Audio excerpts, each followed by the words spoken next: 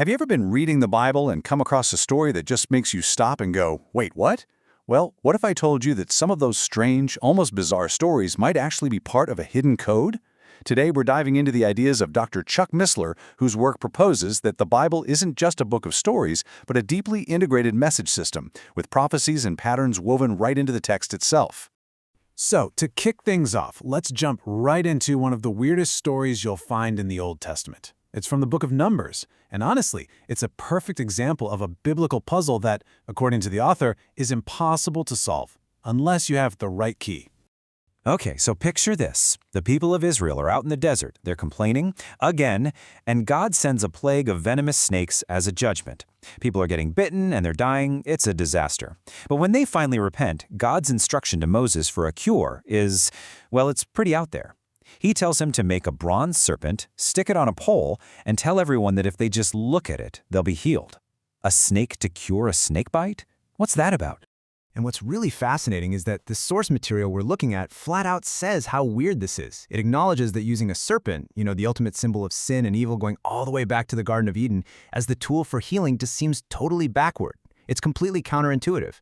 And that right there, that sets up the central mystery we're going to unpack today. So how in the world do we make sense of this? Well, the author argues that to solve a puzzle like the bronze serpent, you can't just read the story on its own. You need a key. You need a way to unlock what he sees as a much deeper, hidden language embedded throughout the entire Bible. The core idea here is this. The Bible isn't just a collection of 66 separate books written over thousands of years. Instead, it should be seen as one single, highly integrated message system. From this point of view, every detail, every name, every number, every seemingly random law is there for a reason. It's all part of a single, unified design.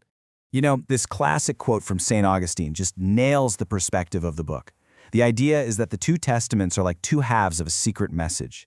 The Old Testament hides all these patterns and shadows and prophecies, but they're concealed. It's only when you get to the New Testament that they're finally revealed and decoded.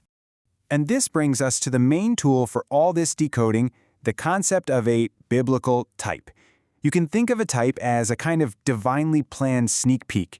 It's a real person or a real object or a real event in the Old Testament that's also acting as a prophetic blueprint, a foreshadowing of something or someone that's going to show up later in the New Testament. All right, so that's the theory.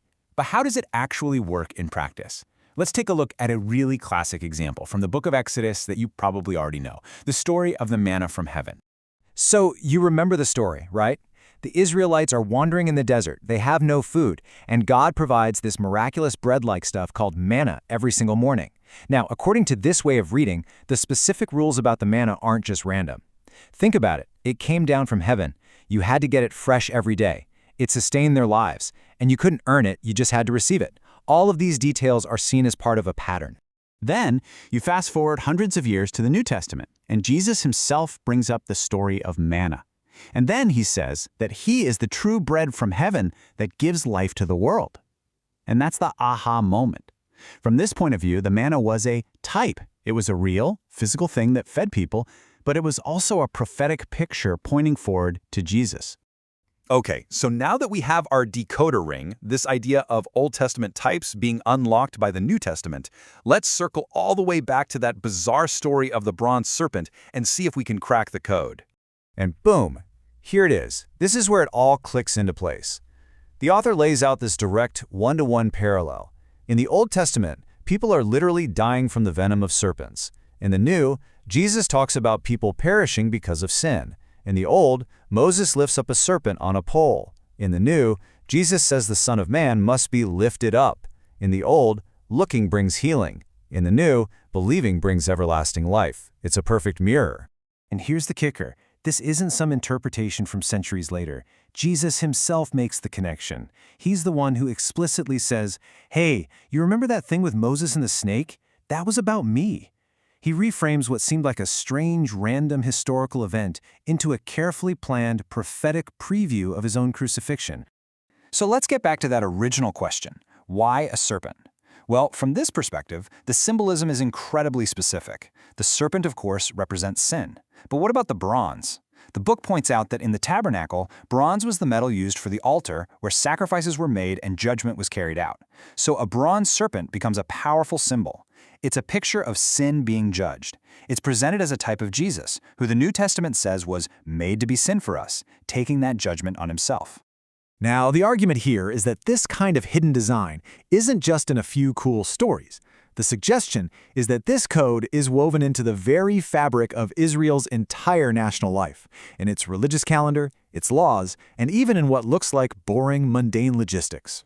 So let's look at one final example from the book, and this one is pretty wild. It has to do with the physical layout of the Israelite camp in the desert, which is all laid out in the book of Numbers. You'd think this is just about military organization, right? But the argument is that there's another hidden picture right here. So, the 12 tribes of Israel were given these super specific instructions on how to set up camp. They were to be organized into 4 main groups, one on the north, south, east, and west. And what was in the middle? The tabernacle, the dwelling place of God, right there in the very heart of the entire camp. But here is where it gets really interesting. When they took a census, it turned out that these 4 camps were not the same size, not even close. The camp on the east side was way bigger than all the others. The camp on the west was the smallest, and the camps on the north and south were kind of in the middle, and roughly the same size as each other. So it wasn't a nice, neat, symmetrical square. And this is the mic drop moment of the argument. When you map out the footprint of those camps, with the huge eastern camp creating a long arm, the smaller western camp is short arm, and the 2 medium camps on the north and south, the author argues the resulting shape is unmistakable. It's a cross, a prophetic symbol hidden in plain sight in the logistics of a military census, with the presence of God right there at the center of it all. This quote from the book really sums up the whole worldview. It's this foundational belief that nothing in the Bible is there by accident. Not a single detail, from a weird story about a bronze snake to the numbers in a census, is random. It's all part of a meticulous, supernatural design. Ultimately, this whole approach leaves us with a really fascinating and provocative question. And it's not just about the Bible. It's about how we read things in general. It suggests that when we start looking at ancient texts as if they're a kind of code, we might just discover a whole new layer of meaning we never saw before. But it leaves you wondering, is that meaning something that was intentionally engineered into the text, or is it something we find simply because we've decided to look for it?